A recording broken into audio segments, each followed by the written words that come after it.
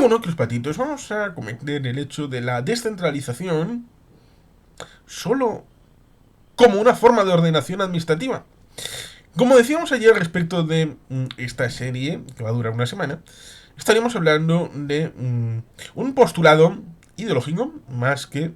una realidad objetiva, un deseo más que una circunstancia jurídico-política, un deseo más que una cuestión heredada, en donde, ciertamente, cuando nos acercamos al libro citado ayer de Contra la Revolución Francesa de Alberto Garín, Fernando de Villanueva y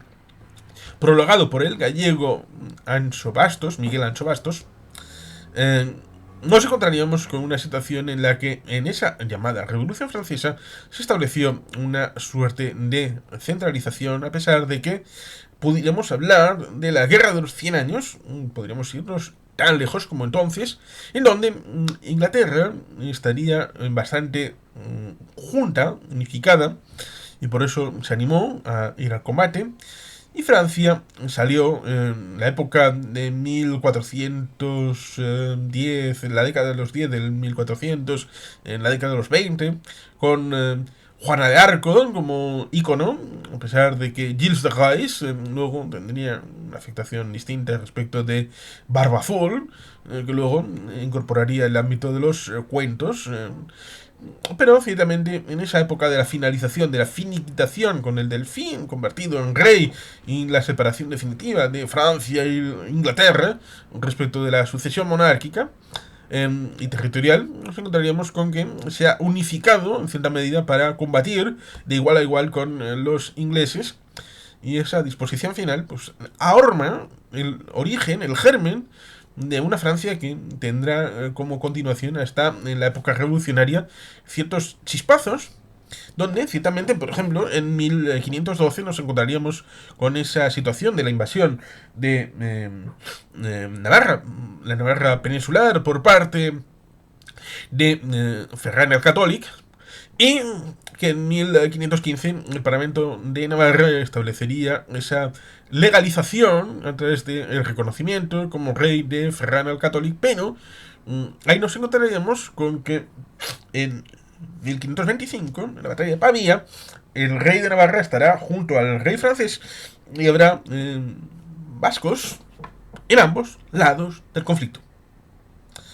Se dice, ciertamente, que quien apresa al rey francés será un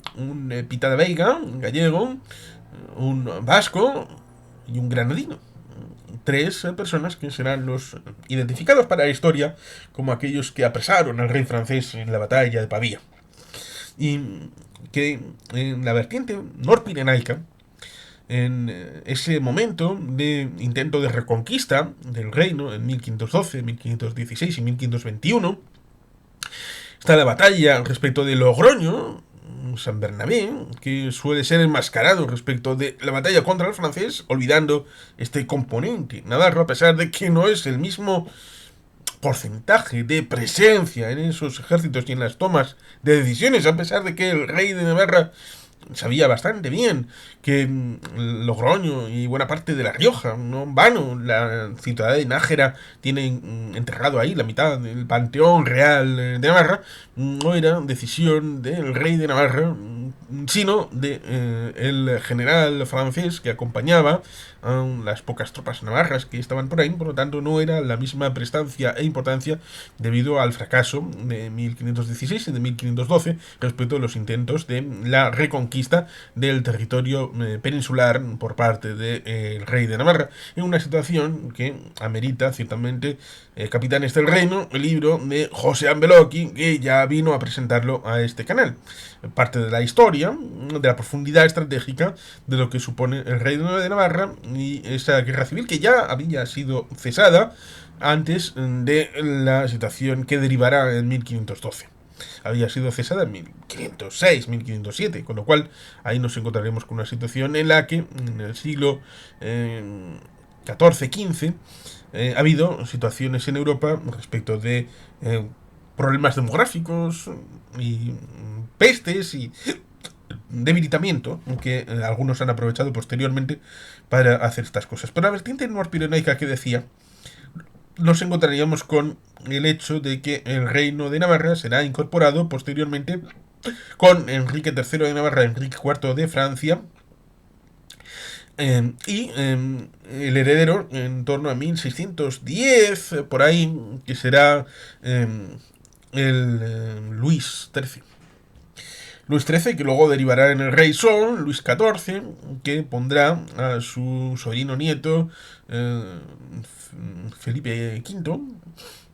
y en 1700, después de la muerte de Carlos II, el llamado hechizado, terminando con los Austrias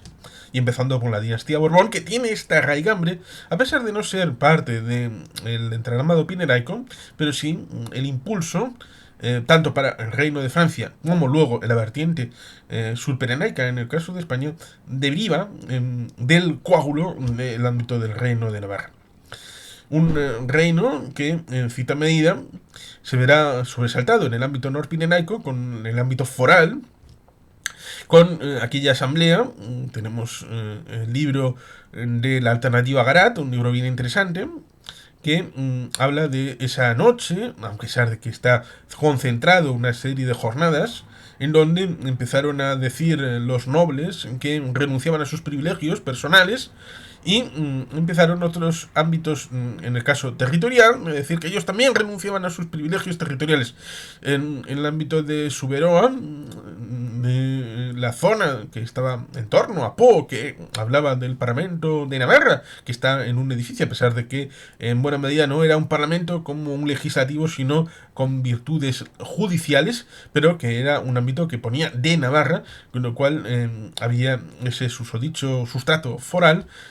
No quisieron sino defenderlo, porque lo que venía, que era una sustitución por un elemento de votación a un diputado para esa asamblea, que es derivado precisamente de ese fracaso de los estados generales y de toda la estructura previa, y que viene en buena medida de la Guerra de los 7 años, con sus consecuencias para el caso de Francia, con la Revolución Francesa, y en el caso del Reino Unido, con las independencias de las colonias, en el caso de la fachada atlántica de Norteamérica, lo que acabarán siendo los Estados Unidos de América, con lo cual esa guerra de los 7 años tuvo consecuencias para ambos bandos, para el bando liderado por los británicos y para el ámbito de los franceses. Esa situación tuvo ese impacto de la concentración del poder, no solamente le roi c'est moi y que l'État c'est moi, el Estado y el rey, la misma cosa es, en Luis XIV,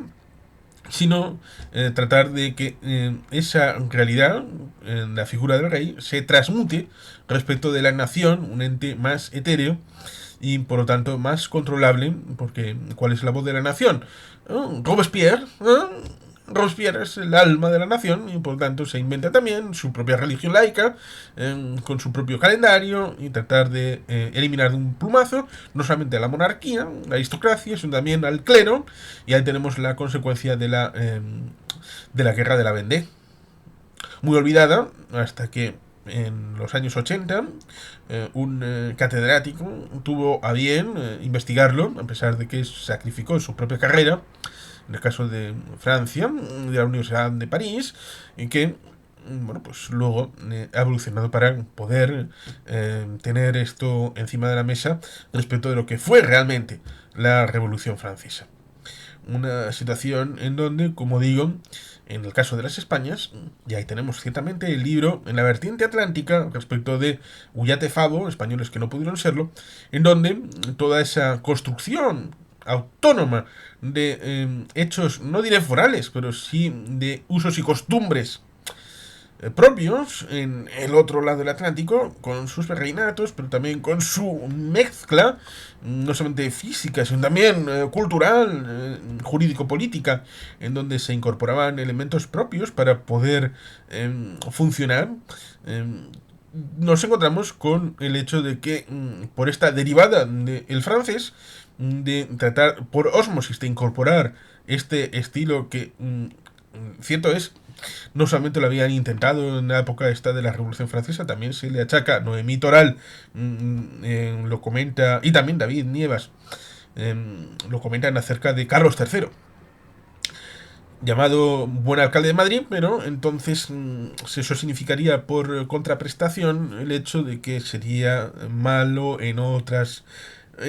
territorialidades. Y por tanto ahí ellos tienen una hipótesis que puede ser validada o no, pero la desarrollan y está muy bien escuchar a gente que tiene un planteamiento, sobre todo si lo hace no solamente con pasión, sino con precisión. Y eso ciertamente está muy bien. La descentralización, por lo tanto, como un evento solamente administrativo, deviene de ese esquema en el que luego nos encontramos con la distribución de 1810 para el caso de las Españas y que tiene que ver con celdillas, en donde a un nivel de distancia desde el centro, donde estaría la capital, hasta el lugar más externo, tendría que haber en una jornada la disposición de que cualquier persona de ese lugar pudiera ir a los centros de decisión creados e impuestos desde la metrópoli como subsidiarios del poder central, en este caso en el ámbito de Francia, de la Île-de-France, de París, para todo el elemento territorial. Esto elimina ciertamente el poder político que pudiera haber previamente, colusiona precisamente en esa época de 1793, creo que, el tema de la guerra de la Vendée, precisamente con el poder bretón, que tenía una larga tradición, a pesar de que, evidentemente, no podemos hablar de Bretaña en términos de actualidad como si esto fuera Baviera, el País Vasco, Cataluña, Sicilia, Cerdeña, Córcega, Escocia, en el término de una existencia respecto de su conciencia jurídico-política para la construcción de un parlamento, para la construcción de una realidad en donde cierto es que en el caso del señor Vizcaya tendríamos las juntas generales, la diputación y el propio señor de Vizcaya con su reposición respecto del poder en el ámbito territorial local, pero ciertamente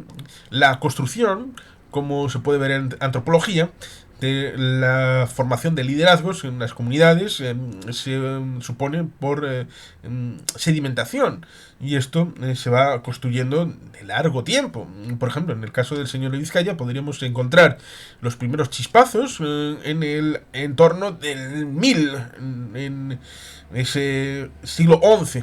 Luego, un par de siglos después, en el 13, 14, nos encontraríamos con las primeras palabras escritas respecto de la codificación de la foralidad en el caso del señor de Vizcaya. Luego nos encontraríamos en el siglo XV con el código ya plasmado y codificado como es el Fuero Viejo de Vizcaya, en torno a 1453, después de el apoyo mutuamente beneficioso respecto de Isabel la católica para su lucha intestina respecto de la guerra civil que supuso en el reino de Castilla, y luego ciertamente esa disposición contrafactual respecto de haberse fusionado Castilla con Portugal y no Castilla con Aragón, cosa que está ahí para los historiadores.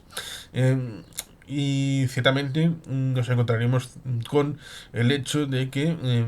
hubo una juramentación y una transformación de lo que era el Código Viejo, el Fuero Viejo de Vizcaya, por el Fuero Nuevo, que se acabará codificando en los primeros años y décadas del siglo XVI, con una codificación que incorporará el hecho de la hidalguía universal, que es la igualdad de los vizcaínos, y esto es un elemento importantísimo porque es un factor transformador. Y la consecución en 1630 de un acuerdo de concordia respecto de lo que habían sido las villas, que hay 13 en Vizcaya, respecto de las anteiglesias, que es un factor importantísimo. Con lo cual, en estos tres documentos, el Fuero Viejo, el Fuero Nuevo y el Pacto de Concordia, nos encontraremos con la formulación más o menos definitiva de lo que era la foralidad. Con lo cual, desde el año 1000 más o menos hasta el 1630, durante 630 años de vida de generaciones, se ha ido asentando ciertas normas por usos y costumbres, por derecho natural, derecho positivo también, que van en buena medida por el tema de los precedentes,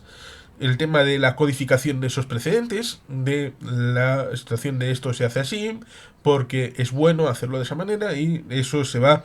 poniendo negro sobre blanco en una formulación en donde, dado que en el futuro tendremos el concepto de imperio de la ley, pero también el hecho de que la forma y el fondo son igualmente importantes. Porque no solamente que la ley deba de ser buena y beatífica, hay normas en el ámbito del señor de Vizcaya que son importantes respecto de el hecho de que no se le pueda embargar a nadie la vivienda ni el medio de transporte, en ese caso el caballo, que en el caso de los incendios haya una normativa específica para tratar de prevenirlos y atacar al pirómano de una manera bastante especial, la prevención de las torturas, salvo en casos, por ejemplo, como el tema de los pirómanos. Pero no era solamente importante el hecho de que las normativas fueran avanzadas, útiles, sino también el hecho de que todas estas normativas tuvieran un procedimiento de constitución y de control a la hora de la construcción jurídico-política de esa normativa. Con lo cual, el cómo se elaboraba y que no fuera arbitrario y que fuera por procedimiento interpolado en el ámbito de la actualidad respecto de entonces, un procedimiento parlamentario, que estableció respecto de lo que Simón de Montfort se lo llevó al parlamentarismo británico, con lo cual estos sedimentos tienen luego capacitación para tener impacto global respecto, por ejemplo, la constitución aquella llamada el pacto entre lo que eran los nobles respecto de Juan sin Tierra en 1215, en el caso del Reino Unido, a pesar de que no era una situación de igualación entre todos, sino una igualación del rey con los nobles en una situación de debilidad respecto de lo que había pasado con el señor Ricardo Corazón de León. Y por tanto ahí está una cierta diferenciación respecto de lo que hay por otro lado. Pero ciertamente, en el caso de las Españas, me he centrado en el ámbito de la foralidad, que tal vez es el que conozca más, pero podríamos hablar de la situación en los principados de Cataluña, en Aragón, por supuesto, en la colusión respecto de Petronila de Aragón, casada en una tierna infancia, no diré tanto como el matrimonio aquel de Mohammed, el profeta Muhammad, que se casó con una muchacha con 6 años. Pero digamos que Petronila era muy joven cuando se casó por poderes con Ramón Berenguer IV, y a partir de ahí pues, el reino de Aragón pues, se fue acercando en buena medida al Principado de Cataluña, y luego lo que llamó primero el Conquistador respecto de bajar en dirección al Reino de Valencia, les Illes Balears y todo aquello. El hecho jurídico-político, más allá del tema administrativo, nos encontraremos con los Cequeta en el ámbito de la región leonesa, y nos encontraremos con otras disposiciones históricas, jurídico-políticas diferenciales respecto de lo que hoy se conoce como el Estado de España. Por tanto, esta disposición de descentralización solo como ordenación administrativa sería un hecho jurídico-político ideológico derivado de la Revolución Francesa, interpuesto en buena medida por esa disposición transmitida por el siglo XIX, tan horrible en el caso del Estado español, en donde hubo pronunciamientos, cesantías, constituciones, un montón de constituciones de parte, que eso hacía ingobernable respecto de un espacio común y compartido debajo del cual pudiera haber esta lucha partidista. Esto, que debería de ser tan claro, ciertamente nos encontraremos luego cuando llega la época de la transición, en donde la descentralización tenía que ser real, porque la lucha de la época del siglo XIX-XX en diversos territorios por tener un poder propio, con disposiciones políticas propias, porque claro, en 1914 nos encontraremos con la unificación respecto de las diputaciones del Principat de Cataluña, las 4, Lleida, Tarragona, Barcelona y Girona, con la Mancomunidad de Cataluña, y que será eliminada a partir de 1924-25 por el dictador Primo de Rivera, lo cual resulta curioso porque el 11 de septiembre de 1923 estaban celebrando la diada, y 2 días después los aristócratas, los burgueses de Cataluña, despidieron en la estación de tren a Primo de Rivera, pensando que iba a ser como ese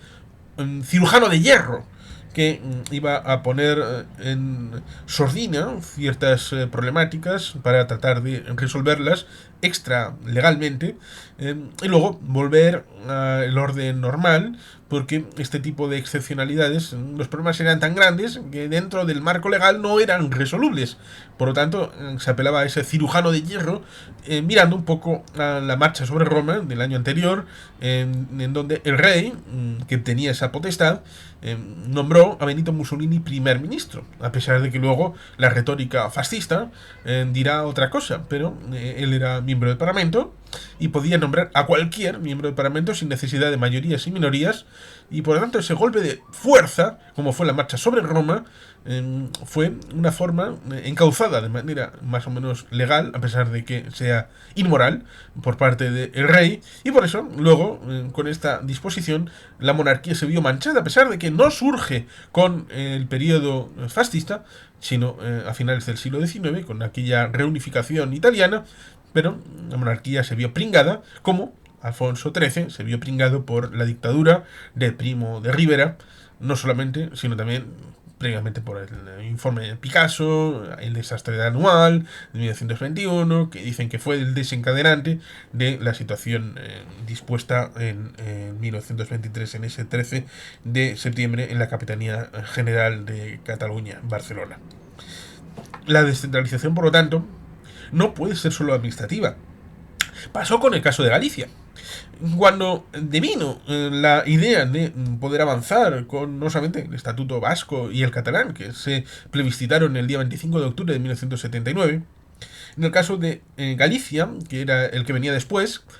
se estableció cierta idea de que había que ir embridando. Había que ir embridando esas pulsiones, sobre todo teniendo en cuenta de que cuando se estableció la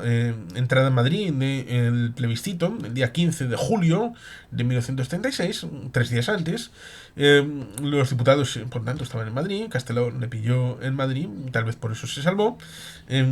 fallecería en 1950 en Buenos Aires, Argentina. Ahí estaba la cosa un poco verde por haber podido establecer no solamente la entrada en vigor del estatuto, porque había que hacer una negociación en las Cortes. Eso pasó en el ámbito vasco, que el 1 de octubre de 1936 fue cuando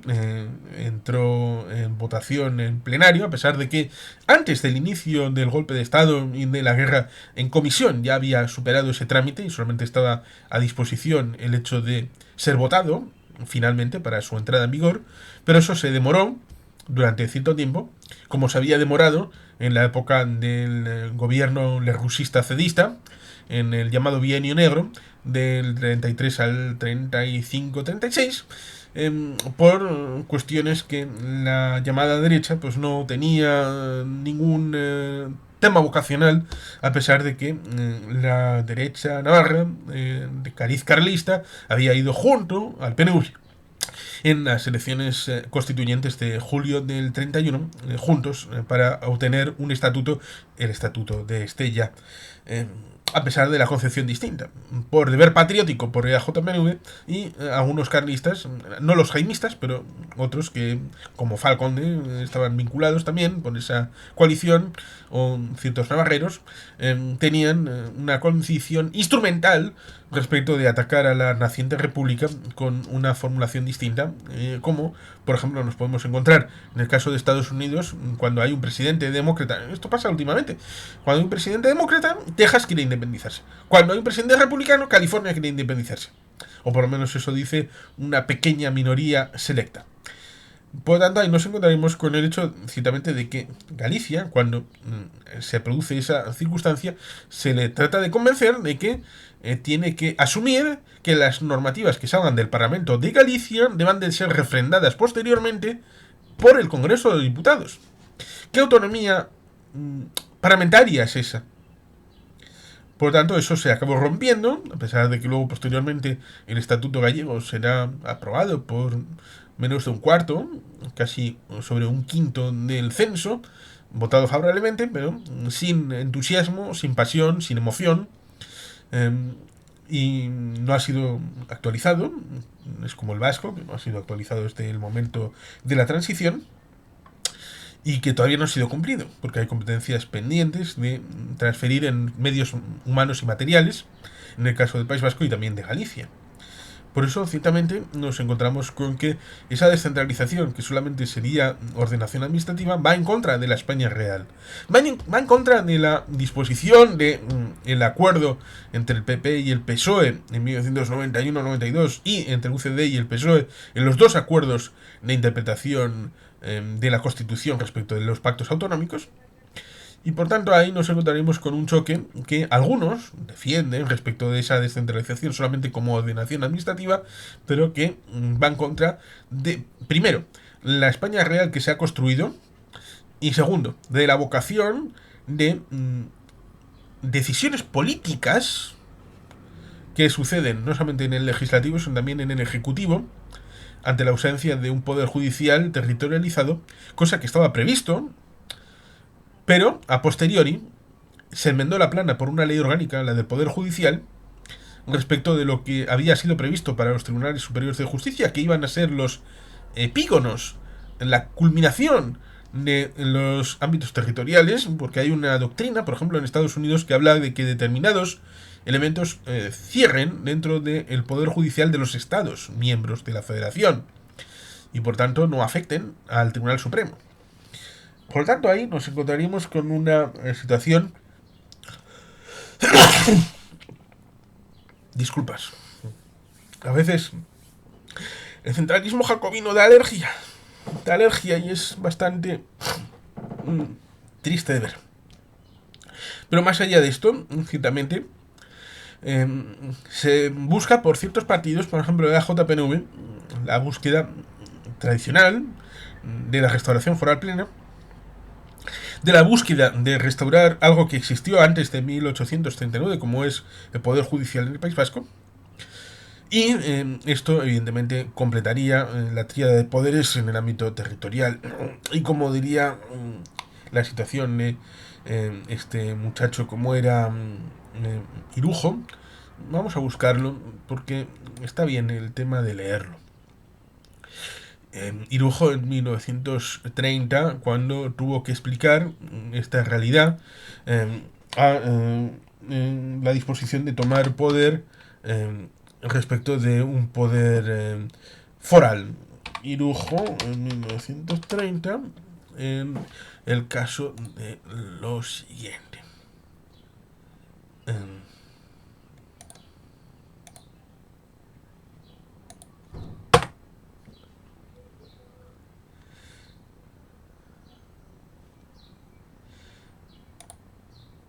Juan Manuel de Irujo, de AJPNV. Era el año 1930, al tomar posesión de la Diputación, los diputados forales navarros tienen que jurar ante los evangelios defender la ley paccionada de 1841. Y hacer juramento, dice Irujo, este juramento se refiere exclusivamente a las relaciones normales entre el Estado y la Diputación, porque yo tengo como programa el de la reintegración foral plena, con derogación de la ley del 25 de octubre de 1839, en aplicación de la cual se hizo la llamada ley de 1841. Quiero que esto conste, para que si la ocasión llega, no falte yo al juramento prestado.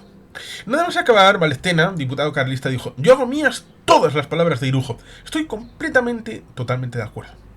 Lo que doy la cosa, unos diputados, José María Modem, liberal monárquico, dirigiéndose a mí, dijo: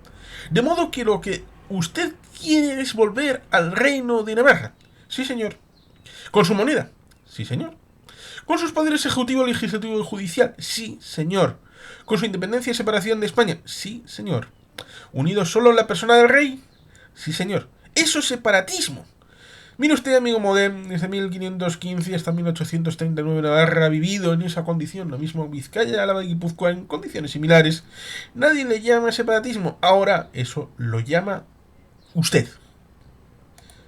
Por tanto, ahí nos encontraríamos con una situación que contrasta la propia historia de las Españas respecto de la España de la Pepa y respecto de aquella que se trató de establecer en la transición, y algunos que desde un espectro y otro atacan al régimen del 78, cuando en el ámbito vasco, pues ahí nos encontramos con el 30%, en el ámbito oeste de la Sierra de Aralar y 50 en el este de votación respecto del censo en la propia Constitución. Así que la España real, respecto de la que imaginan algunos, es una dicotomía la que es mejor hablar de la que existe respecto de la centralista jacobina que solo produce alergia. Y sin más, queridos patitos, es que ricasco, agur berobat, beti gelpien.